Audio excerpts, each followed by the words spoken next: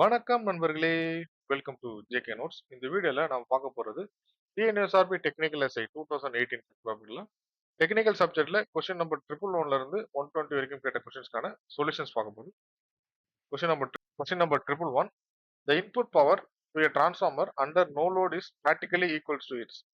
Transformer பத்தி discuss பண்றாங்க. அதோட இன்புட் பவர் நோ லோட்ல எப்படி இருக்கும், பிராக்டிகல் கேஸ்ல எப்படி இருக்கும் அப்படின்னு கேக்குறாங்க. டிரான்ஸ்ஃபார்மரை பொறுத்த வரைக்கும் அண்டர் நோ லோட் கண்டிஷன்ல இன்புட் பவர்ன்றது பாத்தீங்க அப்படின்னா sum of iron loss and eddy current லாஸா இருக்கும். இந்த கொஸ்டின் கரெக்டான ஆப்ஷன் ஆப்ஷன் டி. காப்பர் லாஸை பொறுத்த வரைக்கும் பாத்தீங்கன்னா அது லோடிங் கண்டிஷன்ல வரும். ஸோ இது வந்து பாத்தீங்கன்னா ஐ ஸ்கொயர் ஆர் லாஸ் அப்படின்ட்டு சொல்லுவாங்க, அல்லது வேரியபிள் லாஸ் அப்படின்னு சொல்லுவாங்க. இந்த கொஸ்டினை பொறுத்த வரைக்கும் input power to transformer under no load கண்டிஷன்ல எப்படி இருக்கு கேட்டிருக்காங்க. That is equal to practically equal to sum of iron loss and eddy current loss. இந்த கொஸ்டின் கரெக்டான option option D. Question number 112. An external resistance capital R is connected to a voltage source with an internal resistance small r. The maximum current flows in an external resistance when. இந்த கொஸ்டினை பொறுத்த வரைக்கும் பாத்தீங்க அப்படின்னா ஒரு external resistance capital R இருக்கு அப்படின்னு சொல்லியிருக்காங்க. அதை என்ன பண்ணிருக்காங்க அப்படின்னா ஒரு voltage source with internal resistance small ஆரோட கனெக்ட் பண்றாங்க. மேக்ஸிமம் கரண்ட் ஃப்ளோ ஆகிறதுக்கான கண்டிஷன் என்ன அப்படின்றது கேட்டிருக்காங்க. சர்க்கியூட்டா வரைவோம். ஸோ வோல்டேஜ் சோர்ஸை பொறுத்த வரைக்கும் பார்த்தீங்க அப்படின்னா அதோட இன்டர்னல் ரெசிஸ்டன்ஸ்ன்றது அது கூட சீரிஸ் கனெக்ஷனாக வரும். கரண்ட் சோர்ஸை பொறுத்த வரைக்கும் தான் பார்த்தீங்கன்னா கரண்ட் சோர்ஸ் அதோட இன்டர்னல் ரெசிஸ்டன்ஸ்ன்றது பேரலல் வரும். சரிங்களா? அப்போ இந்த ஸ்மால் ஆர்ன்றது சீரிஸ் கனெக்ஷன்ல வரும், அதான் இன்டர்னல் ரெசிஸ்டன்ஸ். இந்த voltage source with series with internal resistance ஆர்ன்றது ஒரு எக்ஸ்டர்னல் ரெசிஸ்டன்ஸோட கனெக்ட் பண்ணியிருக்காங்க. சரிங்களா? இது வந்து கேபிட்டல் ஆர். கொஸ்டின்ல கேட்டிருக்கிறது மேக்ஸிமம் கரண்ட் எப்போ ஃப்ளோ ஆகும் அப்படின்னு கேட்டிருக்காங்க. இந்த ரெசிஸ்டர் ஆர் வழியா, கேபிட்டல் ஆர் வழியா மேக்ஸிமம் கரண்ட் எப்போ ஃப்ளோ ஆகும் அப்படின்னு சொல்லிட்டு 4 ஆப்ஷன் கொடுத்துருக்காங்க. ஸோ இங்க இது வந்து இந்த வோல்டேஜ் சோர்ஸை வீணு ரெப்ரசென்ட் பண்ணிப்போம், ஃப்ளோ ஆகிற கரண்ட்ன்றது ஐன்றது ரெப்ரசென்ட் பண்ணிப்போம். ஸோ கரண்டோட வேல்யூன்றது பார்த்தீங்கன்னா டோட்டல் வோல்டேஜ்ன்றது வி, டோட்டல் ரெசிஸ்டன்ஸ் பார்த்தீங்க அப்படின்னா ஸ்மால் ஆர் பிளஸ் கேபிட்டல் ஆர்னு வரும். சரிங்களா? இப்போ இங்க மேக்ஸிமம் கரண்ட் ஃப்ளோ ஆகணும் அப்படின்னா இந்த டினாமினேட்டரோட வேல்யூ வந்து நம்மளுக்கு எப்படி இருக்கணும் அப்படின்னா கம்மியா இருக்கும். அப்பதான் கரண்ட் மேக்ஸிமம் ஃப்ளோ ஆகும். ஸோ கொடுத்துருக்கிறதுல பாத்தீங்க அப்படின்னா இங்க ஆப்ஷன் ஏல capital R equal to small R சொல்லும்போது பாத்தீங்க அப்படின்னா இந்த ரெசிஸ்டன்ஸோட வேல்யூ பாத்தீங்க அப்படின்னா 2 டைம்ஸ் இருக்கும், 2R வரும், அல்லது பாத்தீங்க அப்படின்னா 2R வரும். அப்போ அந்த வேல்யூன்றது டபுள் ஆகுது. ஸோ ரெசிஸ்டன்ஸோட வேல்யூ இன்க்ரீஸ் ஆகும்போது கரண்டோட வேல்யூ டிக்ரீஸ் ஆகும். சரிங்களா? அப்போ இந்த ஆப்ஷன் வராது. And capital R is greater than small R சொல்றாங்க. அப்பயுமே பாத்தீங்க அப்படின்னா இந்த டோட்டல் ரெசிஸ்டன்ஸோட வேல்யூ வந்து இன்க்ரீஸ் தான் ஆகும். சரிங்களா? ஒரு ரெசிஸ்டன்ஸ் இப்போ 2 ஓம் இருக்கு, அது கூட இன்னொரு இந்த ஆர்ன்றது ஃபிக்ஸ் பண்ணிப்போம். ஜஸ்ட் ஒரு எக்ஸாம்பிளுக்காக ஆர்ன்றது ஒரு 2 ஓம் ஃபிக்ஸ் பண்ணிப்போம். ஸோ இந்த கண்டிஷன்ஸை பார்க்கும்போது R equal to capital R equal to small R சொல்லும்போது பாத்தீங்க அப்படின்னா 4 ஓம் வரும். சுத்தமா பாத்தீங்க அப்படின்னா 4 ஓம் வரும். அப்போ கரண்டோட வேல்யூ பாத்தீங்கன்னா V by 4 வரும். ஓகேங்களா? இது ஃபர்ஸ்ட் கண்டிஷனுக்கு.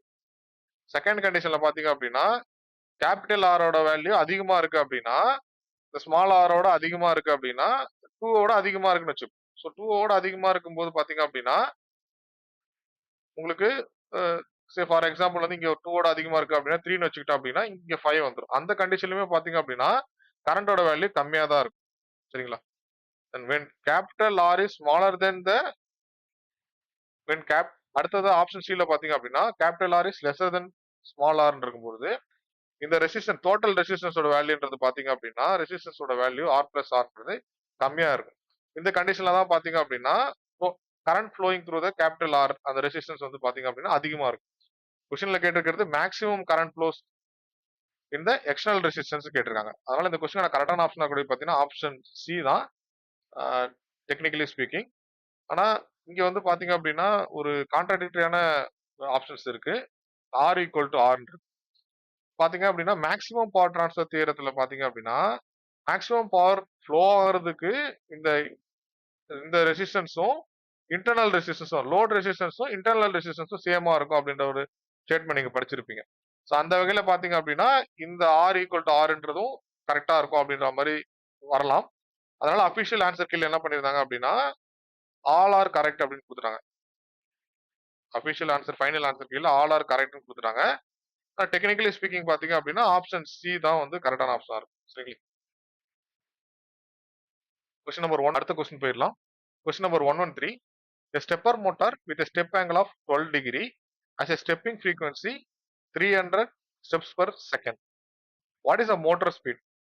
இந்த கொஸ்டினை பொறுத்த வரைக்கும் ஸ்டெப்பர் மோட்டரை பத்தி டிஸ்கஸ் பண்றாங்க. ரொம்ப ரொம்ப இம்பார்ட்டன்ட் கான்செப்ட்ஸ் இந்த ஸ்டெப்பர் மோட்டரை பொறுத்த வரைக்கும். ஸ்டெப் ஆங்கிளோட வேல்யூ வந்து 12 டிகிரின்னு கொடுத்துருக்காங்க. ஸ்டெப்பிங் ஃப்ரீக்வன்சின்றது 300 ஸ்டெப்ஸ் per செகண்ட் சொல்லியிருக்காங்க. மோட்டரோட ஸ்பீடு கேட்டிருக்காங்க. இந்த மோட்டரோட ஸ்பீடு பாத்தீங்க அப்படின்னா ஆப்ஷன்ஸ்ல ஆர்பிஎம்ல இருக்கு. அதாவது ரெவல்யூஷன் பெர் மினிட் இருக்கு. ஸ்டெப்பர் மோட்டரை பொறுத்த வரைக்கும் ரெவல்யூஷன் பெர் மினிட்ன்றது ஃபார்முலான்றது பாத்தீங்க அப்படின்னா இந்த ஃபார்முலா நோட் பண்ணிக்கங்க. ஸ்டெப் ஆங்கிள் இது டிகிரிஸ்ல சரிங்களா? Step angle in degrees divided by 360 degree into step frequency into 60. இந்த 60 ஏன் மல்டிப்ளை பண்றோம் அப்படின்னா இந்த ஸ்டெப் ஃப்ரீக்வன்சின்றது ஸ்டெப்ஸ் per செகண்ட் சொல்லி கொடுத்துருக்காங்க இல்லையா? அதனால ஆர்பிஎம் கன்வெர்ட் பண்றோம், மினிட்டா கன்வெர்ட் பண்ணோம் அப்படின்னா 60 ஆல மல்டிப்ளை பண்ணணும். இதுவே ஆர்பிஎஸ் இருந்ததுன்னா இந்த 60ன்ற ஃபேக்டர் வராது. ஓகேங்களா? இப்போ ஸ்டெப் ஆங்கிள் பொறுத்த வரைக்கும் கொடுத்துருக்கிறது 12 டிகிரி. ஸோ 12 டிகிரியை சப்ஸ்டிட் பண்ணிக்கிறோம். டிவைடட் பை 360 டிகிரி அப்படின்றது வந்துருது. ஸ்டெப் ஃப்ரீக்வன்சியை பொறுத்த வரைக்கும் பாத்தீங்க அப்படின்னா 300 இருக்கு இன்டூ 60 சரிங்களா? ஸோ கேன்சல் அவுட் பண்ணீங்க அப்படின்னா இங்க 6 வரும். கேன்சல் அவுட் பண்ணீங்க அப்படின்னா 2 வரும். 2 இன்டூ 300 போட்டீங்க அப்படின்னா உங்களுக்கு 600 வரும். 600 தான் பாத்தீங்க அப்படின்னா மோட்டரோட ஸ்பீடு. மோட்டார் ஸ்பீடு என்ன? 600 ஆர்பிஎம். ஆர்பிஎம்ன்றது ரெவல்யூஷன் பெர் மினிட். இந்த கொஸ்டினான கரெக்டான option option A. Question number 114. One of the following can act as an inverse transducer. Transducer அப்படின்றது பாத்தீங்க அப்படின்னா ஒரு குவான்டிட்டியை இன்னொரு குவான்டிட்டியா மாத்துறது. பேசிக்கலி பாத்தீங்கன்னா பிசிக்கல் குவான்டிட்டியை எலக்ட்ரிக்கல் குவான்டிட்டியா மாத்துறது தான் டிரான்ஸ்டியூசர் அப்படின்னு சொல்லியிருப்பாங்க. இதுல இன்வெர்ஸ் டிரான்ஸ்டியூசர் அப்படின்னு சொல்றது என்னன்னா டிரான்ஸ்டியூசர்ல ஒரு ஆக்ஷன்ல நம்ம பிசிக்கல் குவான்டிட்டியை இங்க வந்து எலக்ட்ரிக்கல் குவான்டிட்டியா மாத்திருக்கோம். அண்ட் எலக்ட்ரிக்கல் குவான்டிட்டியை பிசிக்கல் குவான்டிட்டியாவை மாத்த முடியும். பிசிக்கல் சேஞ்ச் மாத்த முடியறதுன்றதுதான் பாத்தீங்கன்னா இந்த இன்வெர்ஸ் டிரான்ஸ்டியூசர்ன்றது.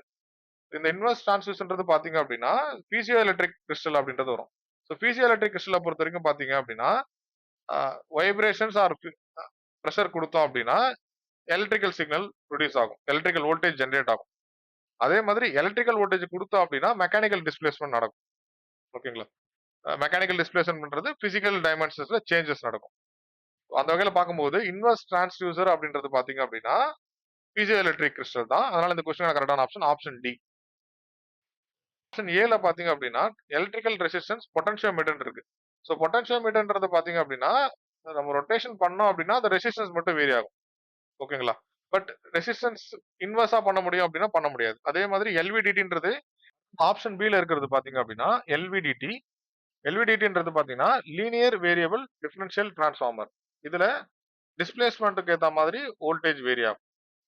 கெபாசிட்டிவ் டிரான்ஸ்டியூசர்னு பாத்தீங்க அப்படின்னா பிசிக்கல் சேஞ்சஸ் ஆகும்போது இந்த கெபாசிட்டன்ஸோட வேல்யூ வேரி ஆகும். கெபாசிட்டன்ஸ் வேல்யூவோட இன்டர் கனெக்ட் ஆயிருக்கிற எலக்ட்ரிக்கல் வோல்டேஜும் வேரி ஆகும். இது வந்து இன்வெர்ஸ் எஃபெக்டா வருமா அப்படின்னா வராது. இந்த 3 ஆப்ஷனும் வராது. ஒன்லி ஆப்ஷன் பாத்தீங்க அப்படின்னா இன்வெர்ஸ் டிரான்ஸ்டியூசரா இருக்கக்கூடியது பாத்தீங்கன்னா பீசியோ எலக்ட்ரிக் கிறிஸ்டல் தான். இந்த கொஸ்டின் கரெக்டான option option D. Question number 115. In a 3.5 digit voltmeter, the largest number that can be read is. அதாவது இங்க 3.5 digit voltmeter அப்படின்னு சொல்லியிருக்காங்க. லார்ஜஸ்ட் நம்பர் டிஸ்பிளே ஆகுறது என்னன்றதை கேட்டிருக்காங்க. இங்க 3ன்றது ஹோல் டிஜிட்டை குறிக்குது. இந்த ஆஃப் டிஜிட் அப்படின்றது என்னன்னா இப்போ இங்க 3 டிஜிட்ன்றது 3 பிளேசஸ் வச்சுக்கோங்க. அண்ட் ஃபைனலா இங்க வர்றது பாத்தீங்க அப்படின்னா இங்க ஆஃப் டிஜிட் பிளேசஸ் சொல்லுவாங்க. சரிங்களா? இந்த ஆஃப் டிஜிட் பிளேசஸ்ல வர்றது பாத்தீங்க அப்படின்னா எதர் 0 ஆர் 1 மட்டும் தான் வர முடியும். இங்க ரிமைனிங் பிளேசஸ்ல இருக்கிறது பாத்தீங்க அப்படின்னா அந்த ஃபுல் டிஜிட்னு சொல்லுவாங்க. இது ஆஃப் டிஜிட்.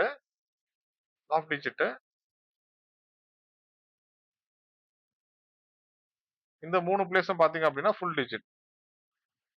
எங்கெல்லாம் ஃபுல் டிஜிட் இருக்கோ அதெல்லாம் பாத்தீங்க அப்படின்னா 0ல இருந்து 9 வரைக்கும் வேரி ஆகும். ஓகேங்களா? அப்ப இங்க கொஸ்டின்ல பொறுத்த வரைக்கும் பாத்தீங்கன்னா 3.5 டிஜிட் வோல்ட்மீட்டர் சொல்லியிருக்காங்க.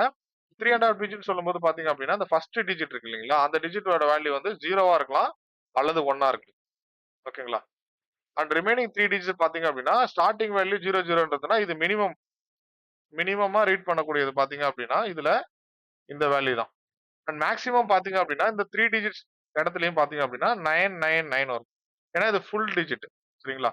அப்ப மேக்ஸிமம் வேல்யூ ரீட் ஆகுறது ஷோ ஆகுறது பாத்தீங்க அப்படின்னா இந்த டிஜிட்டல் வோல்ட்மீட்டர்ல 3.5 டிஜிட் வோல்ட்மீட்டர்ல 1999. இந்த கொஸ்டினான கரெக்டான option option B. Question number 116. Dash is the horizontal pointing angle of an antenna. ஆண்டனாவோட ஹரிசாண்டல் பாயிண்டிங் ஆங்கிள்லாம் என்ன அப்படின்றத கேட்டிருக்காங்க. இந்த கொஸ்டினான கரெக்டான ஆப்ஷன் ஆப்ஷன் ஏல இருக்கக்கூடிய அசிமுத். அசிமுத் ஆர் சம்டைம்ஸ் பாத்தீங்க அப்படின்னா டிராவர்ஸ் அப்படின்றது சொல்லுவாங்க. இது பாத்தீங்க அப்படின்னா horizontal pointing angle of an antenna. இந்த கொஸ்டினான கரெக்டான option option A. Question number 117. The radiation pattern of an Yagi-Uda antenna is. Yagi Uda ஆண்டனாவோட ரேடியேஷன் பேட்டர்ன் எப்படி இருக்கும் அப்படின்னு கேட்டிருக்காங்க. ஸோ யாகியோடா ஆண்டனா பொறுத்த வரைக்கும் அதோட ரேடியேஷன் பேட்டர்ன் இப்படி தான் இருக்கும். இதுல மேஜர் லோப் அண்ட் இதெல்லாம் பாத்தீங்க அப்படின்னா back lobes are minor lobe சொல்லுவாங்க. இந்த பேக் லோப்ன்றது இதோட மெயின் லோபோட அல்லது மேஜர் லோபோட கொஞ்சம் கம்மியா இருக்கிறது. மைனர் லோப்ன்றது பாத்தீங்க அப்படின்னா ரொம்பவும் கம்மியா இருக்குது. சரிங்களா?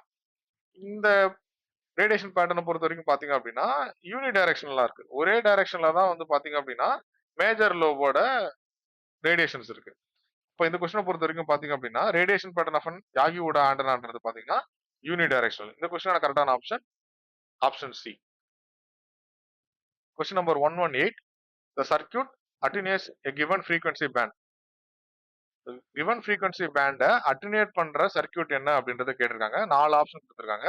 Pant pass filter, low pass filter, high pass filter and band elimination ஃபில்டர்னு கொடுத்திருக்காங்க. ஸோ சர்க்யூட்டை பொறுத்த வரைக்கும் ஃபில்டரிங் சர்க்யூட்ல அதோட ரெஸ்பான்சஸ் இப்படி தான் இருக்கும். லோ பாஸ் ஃபில்டர் சொல்லும்போது பாத்தீங்க அப்படின்னா ஒரு கட் ஆஃப் ஃப்ரீக்வன்சி இருக்கும். அதுக்கு முன்னாடி இருக்கிறத மட்டும் பாஸ் ஆன் பண்ணும். ஓகே, அந்த சிக்னல் மட்டும் பாஸ் ஆன் பண்ணும். அந்த கட் ஆஃப் ஃப்ரீக்வன்சிக்கு அப்புறம் இருக்கக்கூடிய ஃப்ரீக்வன்சிஸை லிமிட் பண்ணிடும். அதுதான் லோ பாஸ். ஓகேங்களா? அடுத்து ஹை பாஸ்ன்னு சொல்லும்போது அந்த கட் ஆஃப் ஃப்ரீக்வன்சிக்கு அடுத்ததா இருக்கக்கூடிய அதிகமா இருக்கிறத மட்டும் பாஸ் ஆன் பண்ணும், டிரான்ஸ்மிட் பண்ணும். அதுக்கு கீழே கட் ஆஃப் ஃப்ரீக்வன்சி கீழே இருக்கிறத எலிமினேட் பண்ணிடும். சரிங்களா? அண்ட் பேண்ட் பாஸை பொறுத்த வரைக்கும் பாத்தீங்க அப்படின்னா 2 ஃப்ரீக்வன்சி வேல்யூஸ்க்கு இடையில இருக்கக்கூடியது இன்பிட்வீன் இருக்கக்கூடிய ஃப்ரீக்வன்சிஸை பேண்ட் ஆஃப் ஃப்ரீக்வன்சிஸை பாஸ் பண்ணும். அதனால பேண்ட் பாஸ்ன்னு சொல்றாங்க. இன்பிட்வீன் ஃப்ரீக்வன்சிஸை பாஸ் ஆன். சரிங்களா?